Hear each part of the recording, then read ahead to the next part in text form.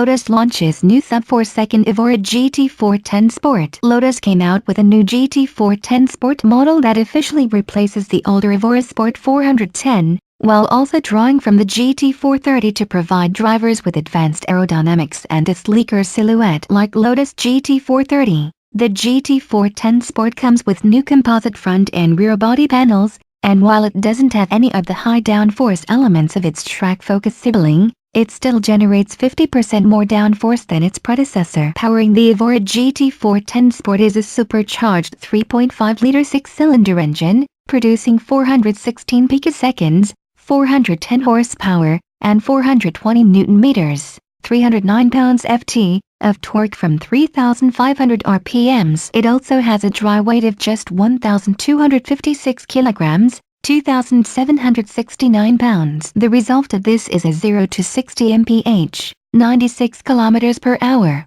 acceleration time of just 3.9 seconds for the automatic version, and 4 seconds flat for the manual. We are continually exploring new ideals, innovating and evolving our cars in pursuit of perfection. The new Evora GT410 Sport takes the lessons learned from the development of the GT430 to deliver something outstanding and highly capable, stated Lotus CEO Jean-Marc Ayles. The GT410 Sport also has a power-to-weight ratio of 326 horsepower per ton and a top speed of 305 km per hour, 190 mph. Grip comes courtesy of Michelin Pilot Sport 2 Cuban Pesos tires, while the ultra-light, low-side load springs and Bilstein sports dampers are all fitted as standard. Lotus will also give you a touring suspension package as a free optional extra, featuring non-adjustable dampers and Michelin Pilot Sport 4S tires. Customers from European and Asia-Pacific markets can already place their orders for the new Evora GT410 Sport, while those living in the US and China will have to wait until the summer, whereas UK buyers will spend upwards of £85,900 for it.